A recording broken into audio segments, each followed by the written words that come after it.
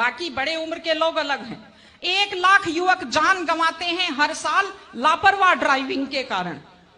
आप सोचिए, 25 साल लगते हैं एक बच्चे को पालकर बड़ा करने में, और 25 सेकंड में लापरवाह ड्राइविंग के कारण वो लाश में बदल जाता है। क्या बीतती होगी उस मां के ऊपर जो अपने जाते हुए बेटे की पीठ देखती है और आते हुए बेटे का मुंह नहीं देख पाती।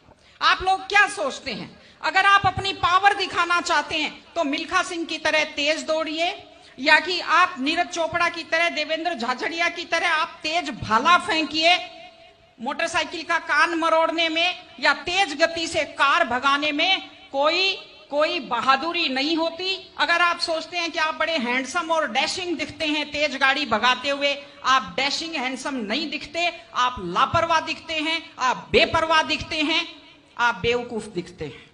इसलिए कम से कम सड़क पर जब भी गाड़ी चलाएं, आप ध्यान से गाड़ी चलाइए। आपकी जिंदगी आपके माता पिता की भी है।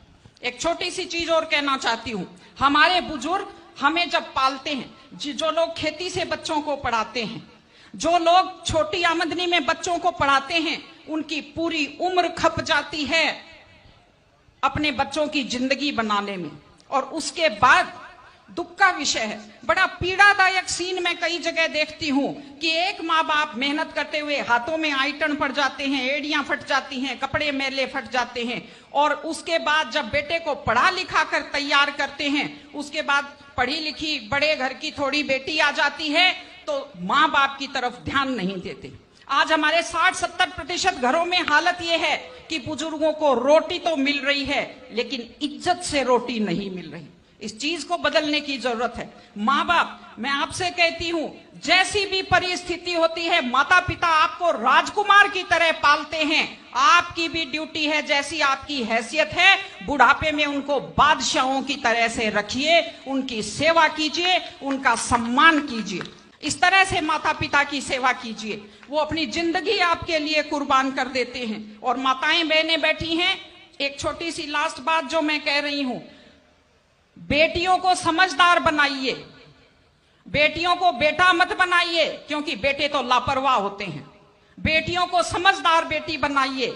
जब वो घर से बाहर जाती है तो उसको समझाइए कि वो साथ अपने घर की इज्जत लेकर के जाती है। बेटियों को समझाइए कि कैसे लोग मीठी मीठी बातों का जाल लेकर शिकारियों की तरह से घूमते हैं। और अपनी बेटी को संस्कार दीजिए कि वो जिस घर में जाए अपने सास ससुर की सेवा करे। आजकल मैंने नया ट्रेंड देखा है, बेटियां माँ मम्मी की तो बहुत चिंता करती हैं लेकिन सास की चिंता नहीं करती हैं। ये गलत चीज है। औरत घर की धुरी होती है। अगर वृद्ध लोगों की चिंता नहीं करेंगे तो हमारे वृद्ध लोगों को सुरक्षा कैसे मिलेगी, उन्हें सम्मान कैसे मिलेगा, इनकी जिंदगी खुश कैसे होगी। इसलिए कोई भी कौम तभी आगे बढ़ती है जब वो संस्कारवान हो, जब वो मेहनती हो, जब वो शिक्षा पर ध्यान दे। हमने ये सब किया है, मैं आपको बधाई देती हूँ।